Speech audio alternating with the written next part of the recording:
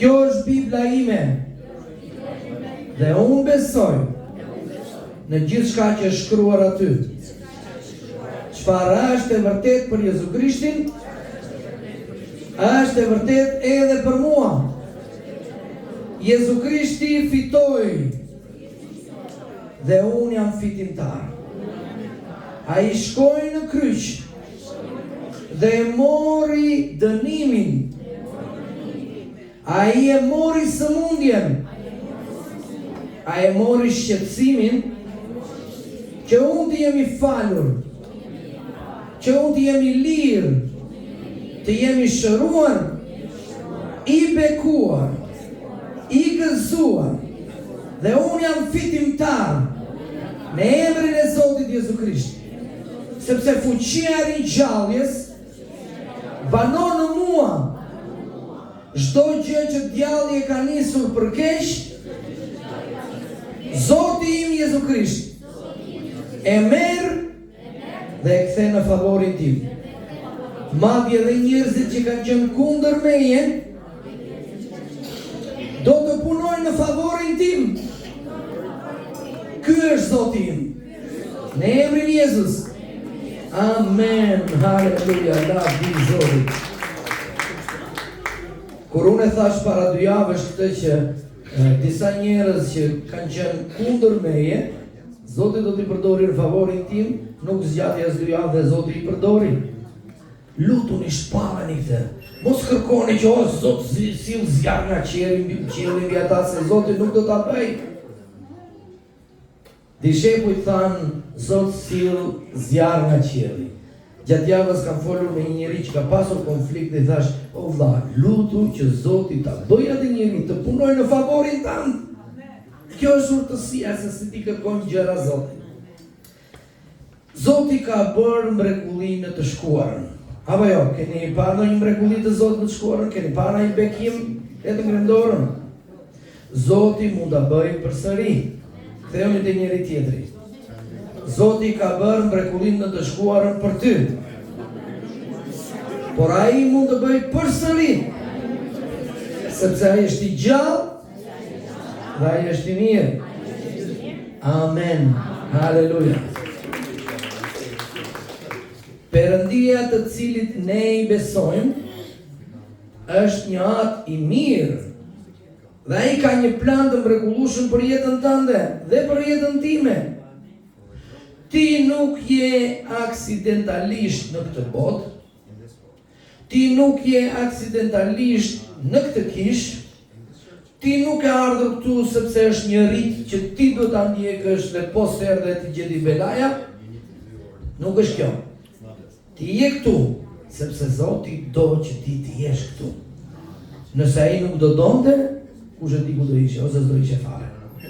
Ai do që ti të jesh këtu.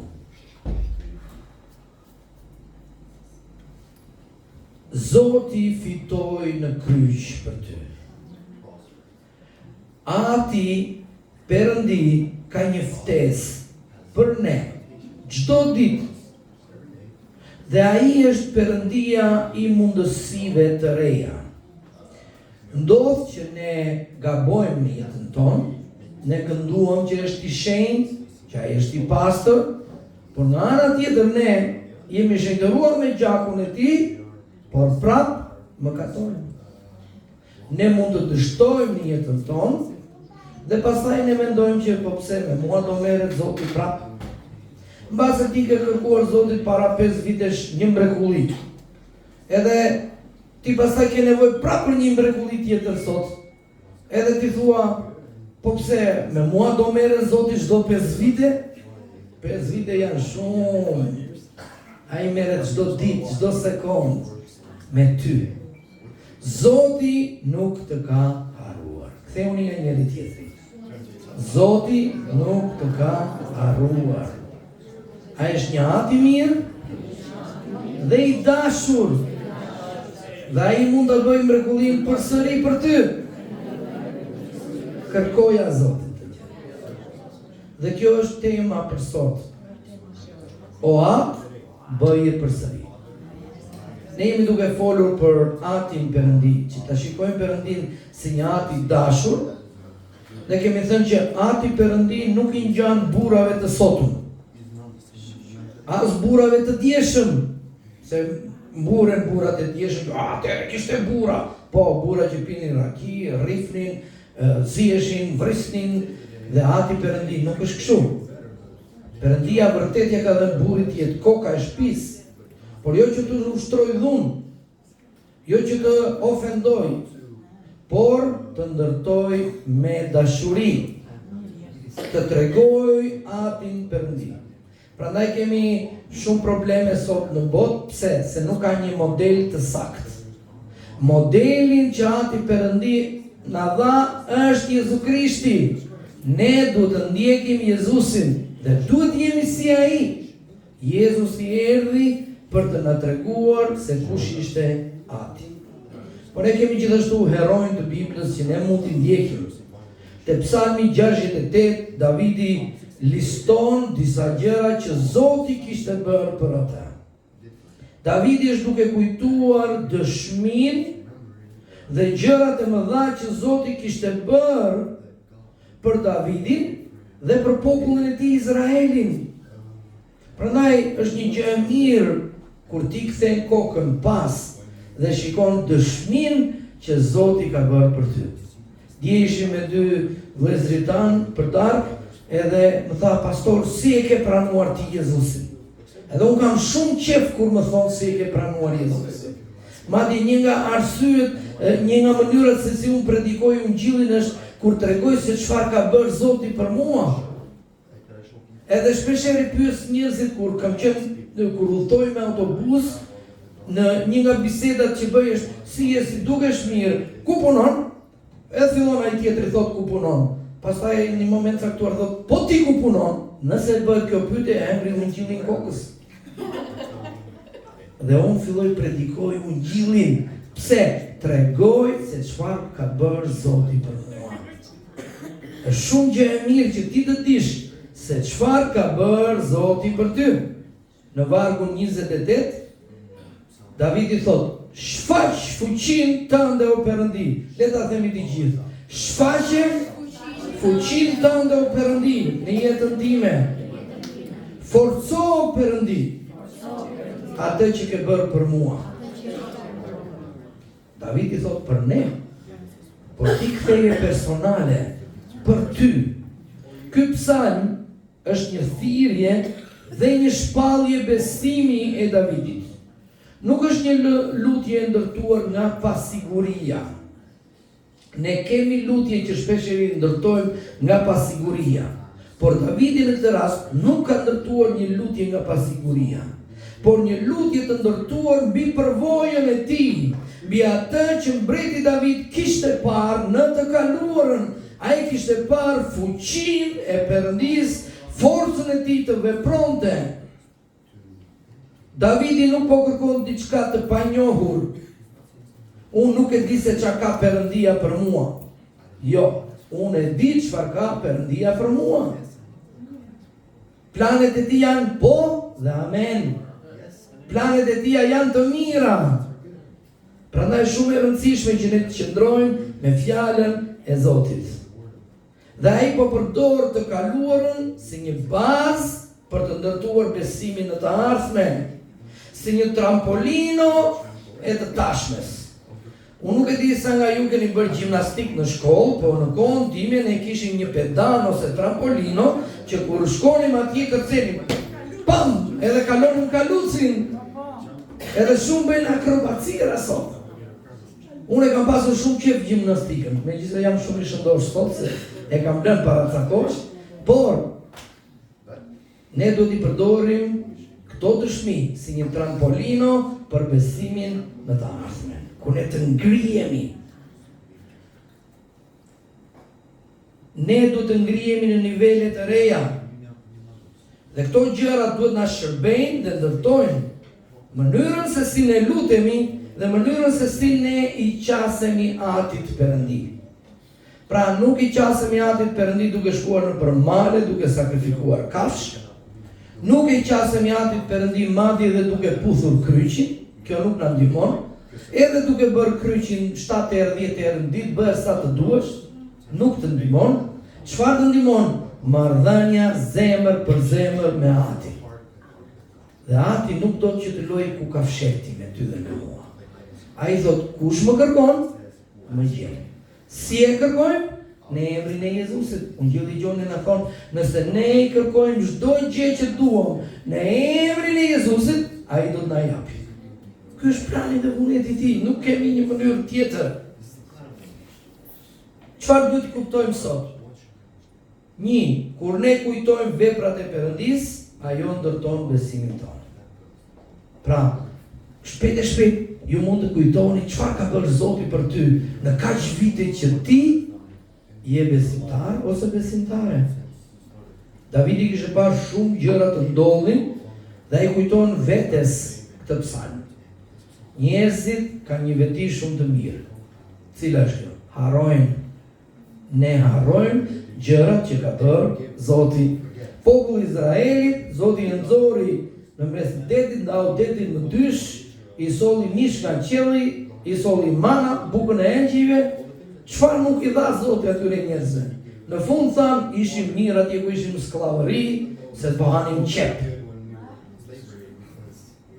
Shpeshherë ne bëjmë si ata. Për Zotin nuk ishte e vështirë të nxirrte Izraelin nga Egjipti.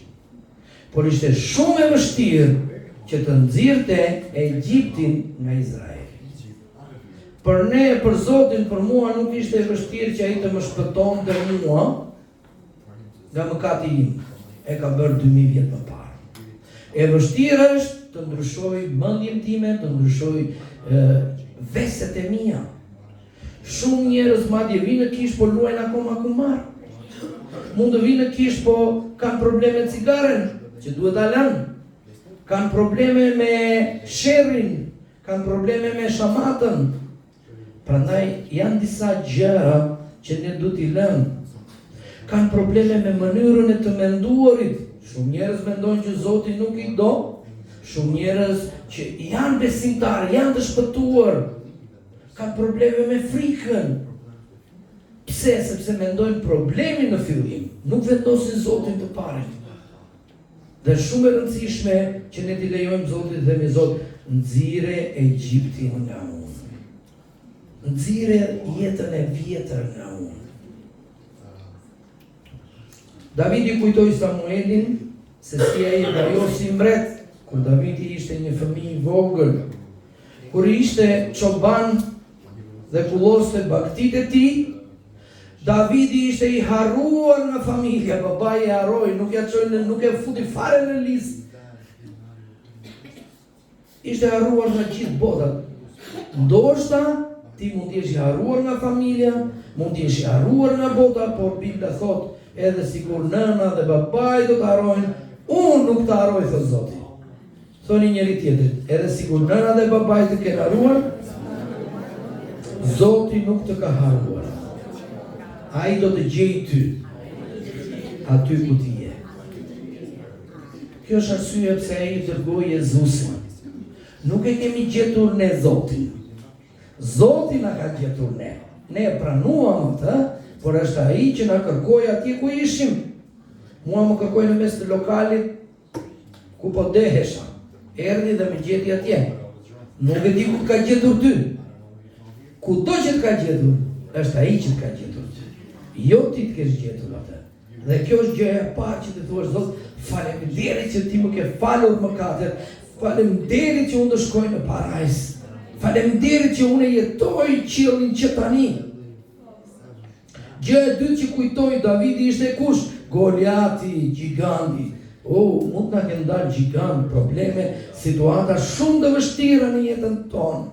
Po si u rrëzua ky Goliati, ushtarët më të mirë të Saulit. Sauli vetë ishte një mbret i fuqishëm, muskuloz. Por kishte frikë që të shkonte në betejë të përballej me Goliatin. Dhe Goliati shante jo vetëm popullin, po dhe Perëndin. Dhe çfarë tha Davidi? Kush është ky që s'ka beslidhje që shan Perëndin tim? Dhe doli në betejë dhe fitoi me çfarë? Me një gur. Një gjekoti, një gur me hoben. Le të jeni fuqishëm sa të doja i kuri. Pa fuqinë e Zotit nuk do bënte asgjë. Mojsiu me fuqinë e vet vrau vetëm një egjiptian. Me fuqinë e Zotit shkatroi gjithë ushtrinë e Egjiptit, e mbyti në det. Prandaj sot unë duhet të them që nëse ke luftuar me forcat e tua, harroj ato dhe kërko forcat e Zotit. Ai kujtoi çfarë? Mbrojtjen hyjnore nga Sauli. Sauli u bë mbret, po kur Zoti vajosi Davidin, Sauli u bë xheloz. Dhe çfarë gjuheti? Gjë e parë që gjuheti me shtizë. Shtiza është simboli i xhelozisë. Mund të ketë njerëz që të gjuajnë ty me fjalë. Mund të ketë njerëz që të gjuajnë me shtizë, me gjëra. Por Zoti e mbrojti. Shtiza nuk e kapi. Sauli e kërkoi Davidin në çdo shpellë. Nuk la vend pa kërkuar në shkret të tjerë dhe nuk e gjeti. Ndonjëherë ty të duket sikur djalli të shqepur nga mbrapas një qen me erë dhe vetëm do të hajë dhe të kafshoj. Ti mund të jesh si Davidi dhe thuash sado që janë në shkret të tjerë. Deri tani Satani nuk më ka gjetur. Jeta jote është e fshehur bashkë me Krishtin në Perëndin.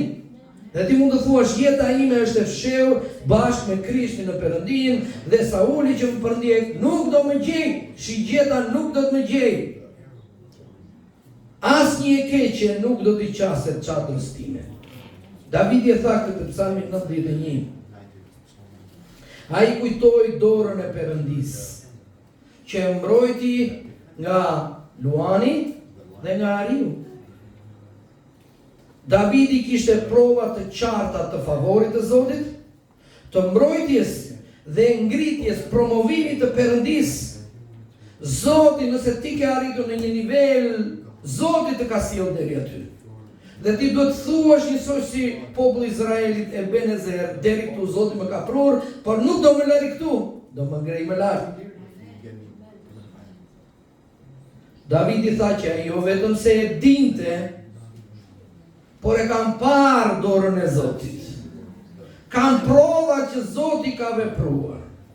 Dhe ka prova që Perëndia është i mirë. A ke ti prova që Perëndia është i mirë? Thoni njëri tjetrit, unë kam prova që Perëndia është i mirë. Dhe unë kam siguri se ai më do dhe ai do bëj gjëra të mira për mua. Amen. Haleluja. Diçka që do të mësojmë është që Davidi nuk është se jetoi vetëm me kujtime, por ai jetoi me pritshmëri, sepse ai tha Zot, përsëri do ndodhin gjëra të mira në jetën time. E ti mund të fillosh dhe të këndosh, do ndodhin gjëra të mira në jetën time. Unë e krijoj pritshmërinë dhe vërtet kur unë lutem, unë them Zot, unë e hap e shqyj zemrën time. Dhe unë jam gati që gjëra të mira të ndodhin. Unë jam gati që Zoti të dërgoj bekime, të dërgoj sponsorizime. Ti e hap veten për këtë punë. Po kur ti mendon me frikë, kur ti mendon me hidhërim, atëherë e ke mbyllur. Është shumë e rëndësishme që ne duhet të kuptojmë sot. Zot shfaq fuqinë tënde përsëri. Zot shfaqe fuqinë tënde në ne, shfaqe fuqinë tënde në kishë. Për një 2-3 javë nuk po vinte asnjë fëmijë në takimin e fëmijëve. Edhe Aida më thot, ç'a do bëjmë? Do lutemi. Unë mblodhem si grup, edhe u lutëm. Mua më kujtua në 95-ën kur kisha në Berat ishte 0 njerëz. Dhe çfarë bëra unë? Hapa dritaret edhe fillova të lutem. Frymë e shenjtë, frymë në 4 anët. Silli njerëzit tu në emër të Jezus. Dhe kisha u mbush plot. Kur ti shikon rrethanat e tua, ti duhet të flasësh rrethanave. Folu rrethanave për Zotin tënd. Zot shfaq fuqinë tënde përsëri. Besimi I vërtet nuk e mohon të kaluarën, por e përdor atë si themel për të parë fitoren dhe për të përballuar sfidën e sotme. Çfarë ka bërë më përpara Perëndia për ty? Mos e haro, sepse ajo është pika jote e referimit për besimin e sotëm. Gjëja e dytë që duhet të mësojmë nga ky psalm është: nëse Perëndia e ka bërë më parë, kjo ka vendosur një precedent se ai mund ta bëjë përsëri. Ndonjëherë mendojmë që Zoti më bekoi në mënyrë të mrekullueshme para ca vitesh me një makinë, Zoti më bekoi me një bekim financiar, Zoti më shëroi, dhe pastaj themi, po pse Zoti me mua do merret? Me ty do merret, pse çfarë? Zoti do merret me ty. Thoni njëri tjetrit, Zoti do merret me ty. Dhe ai do më japi mua dëshmi. Ne duhet ta lexojmë Biblën dhe të marrim shembuj biblik. Prandaj Zoti na e la Biblën, që ne ta shikojmë, ta lexojmë dhe të shohim njerëzit e besimit, heronjtë e besimit. Studioni Hebrejve kapitulli 11 dhe ju do të shihni aty që plot me besim Jozueu udhëzoqi popullin e Perëndisë, kaloi lumin Jordan. Plot me besim Kalebi foli, atje ka gjigant, po ne do hyjmë në Kanaan, ne do hyjmë në tokën e premtuar. Normalisht që para tokës tënde të premtuar do ketë një lum, para tokës tënde të premtuar do ketë një gjigant, por Zoti të ka dhënë fuqinë, autoritetin dhe besimin që ti të thuash, unë do hyj në Kanaan, unë do hyj në tokën e premtuar.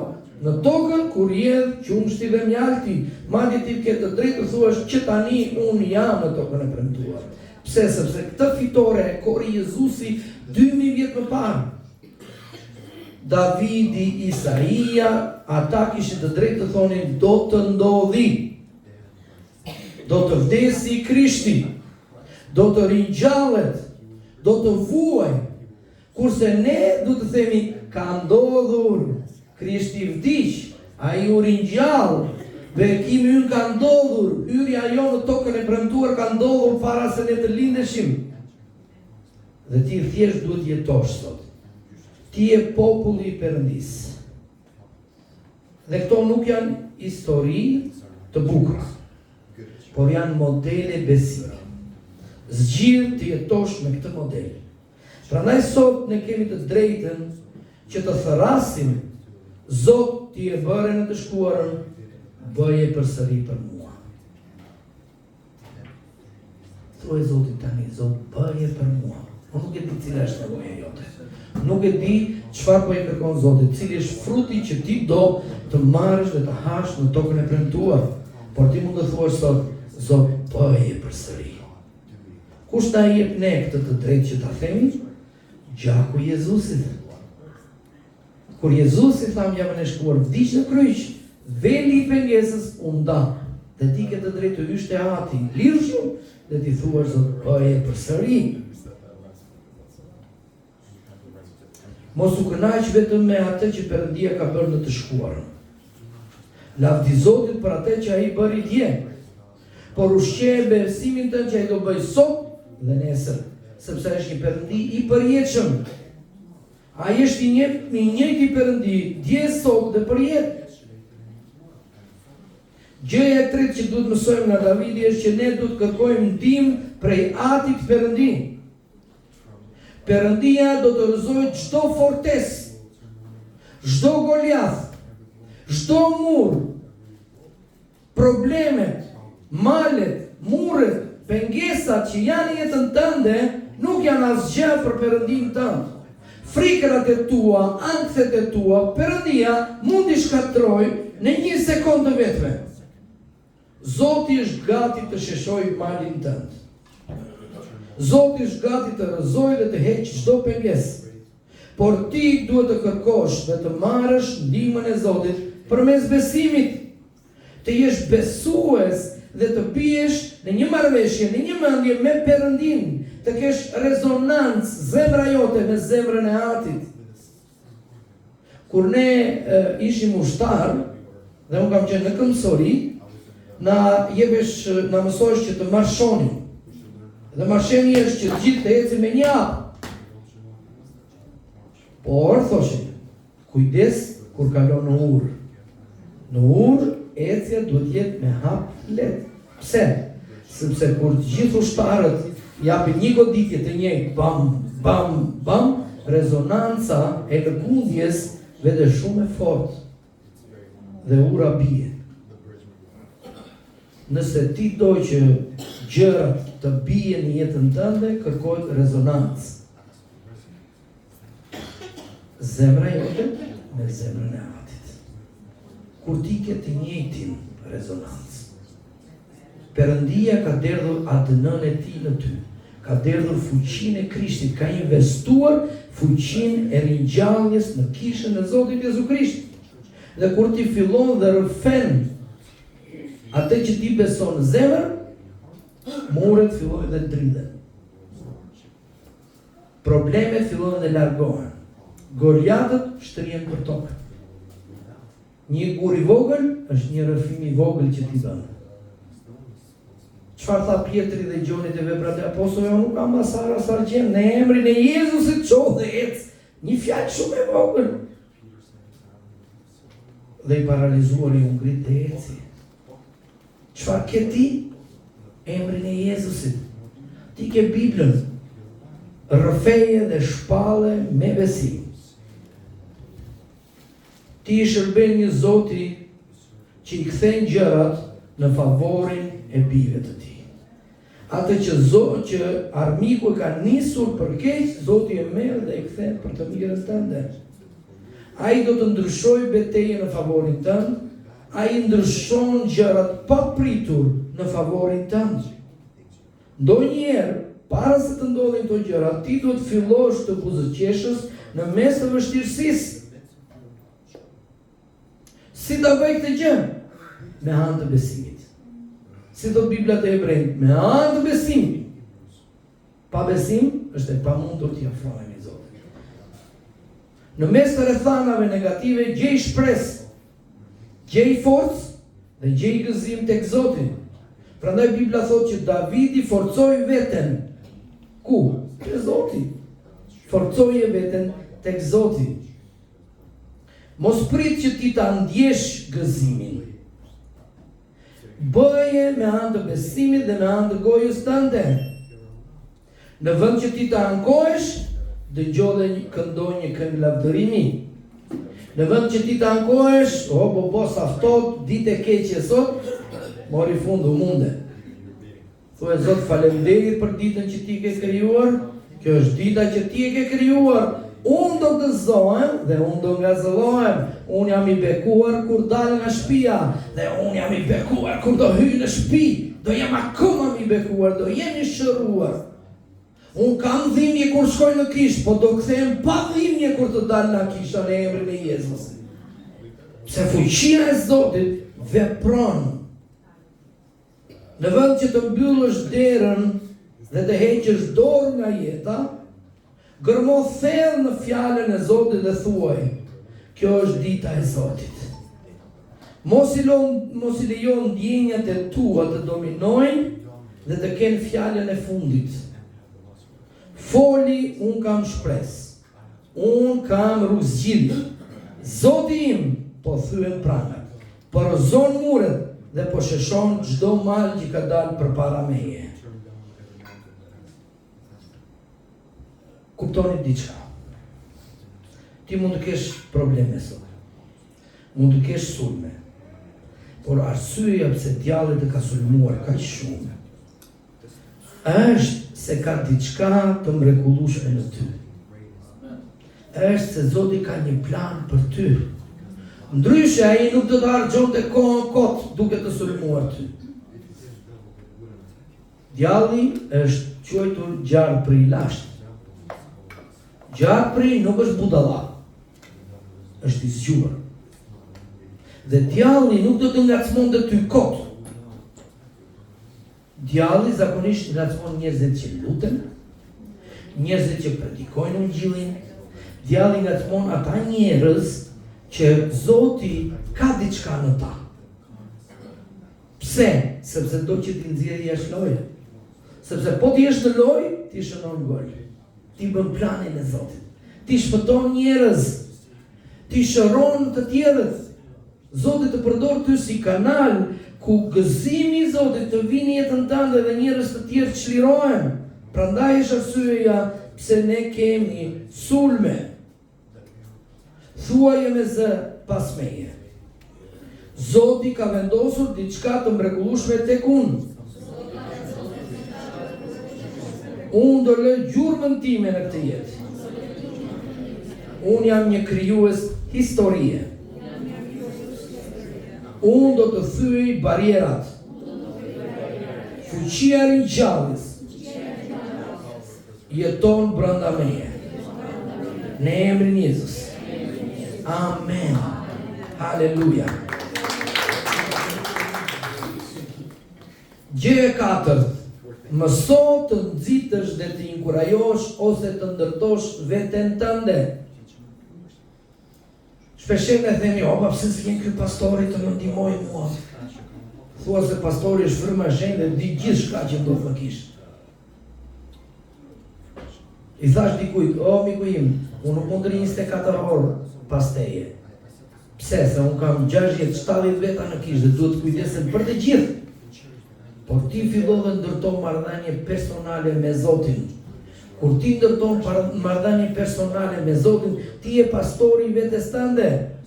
Por ti duhet të mësosh të trashëgosh zjarrin e fitores brenda teje. Si e bëjnë këtë? Beso në zemrën tënde dhe refoje me gojën tënde çfarë? Fjalën e Zotit, atë që thot Bibla për ty. Unë jam i bekuar, unë jam i çliruar, unë jam i gëzuar, unë jam fitimtar. Nuk ka ndonjë shkencë të madhe. Ta ka dhënë Zoti dhe është gati aty. Fillo të kesh buzëqeshje me besim, të gëzohesh me besim. Qeshi problemit në fytyrë, qeshi satanit në fytyrë. Fillo ta falenderosh Perëndin që po punon në jetën tënde. Inkurajoje veten dhe thuaj, shpirti im lavdroje Zotin, ti jap urdhër lavdroje Zotin. Davidi ishte i trishtuar, ishte i mërzitur dhe shpesh besimtarët thotë, nuk e ndjej që të ngretuar sot. Nuk e ndjej që të këndoj sot. Nuk e ndjej as të ngrihem fare nga karikatori ulur. Sa tjerë thonë, nuk e ndjej të vete në kishë sot. Kjo është gabim. Qohu në kjo gjëje dhe lavdro Zotin. Unë zgjoj gëzimin brenda meje, zgjoj gëzimin brenda teje. Trazo zjarrin e fitores në jetën tënde dhe ti thuaj, unë jam fitimtar në emrin e Jezusit. Gëzimi i Zotit është forca ime. Gjithë armët që Satani ka nisur kundër meje, unë i marr dhe i kthej në favorin tim në emrin e Jezu Krishtit. Edhe ti mund të bësh edhe veprime. Perëndia është një Perëndi që mund ta bëj përsëri. Ai nuk lodhet me ty. Pse mendon që ti je bllokuar? Pse ri ulur duke menduar për të gjitha arsyet që ajo që unë dua, ëndra ime, bekimi im, nuk do të ndodhi. Kjo është një sugjerim i të ligut që është mendim negativ. Perëndia nuk të solli deri këtu që të lej në baltë. Kur e humbi fuqinë Perëndia i Biblës? Kam një pyetje. Kur e humbi fuqinë Perëndia i Biblës? Ma thoni dot? Ai nuk e ka humbur asnjëherë fuqinë. Dhe nëse ai nuk e ka humbur fuqinë, ai mund të ndryshojë jetën tënde. Ai mund të ndryshojë situatën tënde. Zoti po kërkon për njerëz që të besojnë. Fjala e Zotit thotë që kur unë të kthehem, thot Jezusi, vallë do gjej besim. A do gjej ai besim kur të shikoj ty? Ajo substancë që na lidh ne me zemrën e Atit është besimi. Zoti po kërkon besimin tënd. Ai pret që ti të thuash Zot bëje përsëri. Ai është i aftë sot. Efesianët kapitulli 3 vargu 20 fjala e Zotit thotë: sipas kujt? Fuqisë që vepron ku? Në ne, që vepron në mua. Le ta themi bashkë. Sipas fuqisë së Tij që vepron në mua, ai mund të bëj jashtëmase më tepër nga sa unë kërkoj dhe nga sa unë mendoj. Davidi tha, kupa ime po derdhet. Kur ne mbushim një gotë plot, ne kur arrim në maj ujë e derdhi mos ndalojmë sepse do na derdhet. Pra masa e gotës na kufizon ne. Masa jote nuk mund ta kufizoj dot Zotin. Sepse ai mund të derdhit te ty aq sa ti të derdhesh. Perëndia na bën jashtëzakonisht më tepër sa kemi kërkuar, më tepër sa mendojmë, më tepër sa imagjinojmë. Perëndia është aq i mirë sa ai thot, edhe kur një gotë e vogël ka një masë, ti nuk mund të pengosh masën e Perëndisë. Mrekullia që ti ke parë nuk ishte mrekullia jote e fundit. Ai ka një tjetër mrekulli që po vjen, dhe kjo do të jetë më e madhe nga sa ti ke menduar, nga sa ti ke imagjinuar. Por ne do të nxisim veten tonë. Le të çohemi në këmbë. Le të mbyllim sy.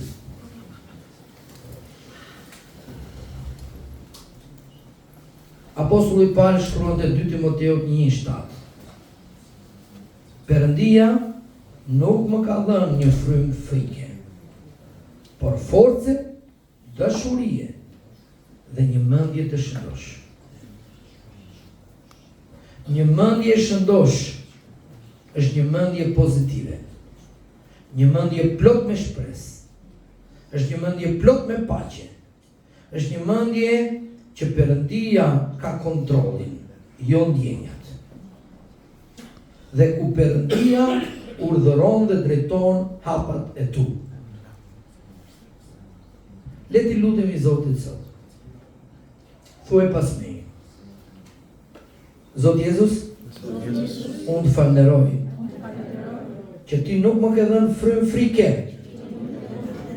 por force, dashurie dhe një mendje të shëndosh. Dhe dashuria jote e nxjerr jashtë frikën. Në emrin tënd të shenjtë, unë të dorëzoj ty mendjen time. Rinovom, më jep mendime pozitive, plot me shpresë. Unë nuk përqendrohem te problemet, por unë përqendrohem te premtimet e tua. Unë shikoj madhështinë tënde. Në emrin e Jezusit, më zbulo që unë të shoh lavdinë tënde. Eja frymë e shenjtë, më mbush sot. Zot Jezus, unë të drejtohem në emrin tënd të shenjtë. Bëje përsëri.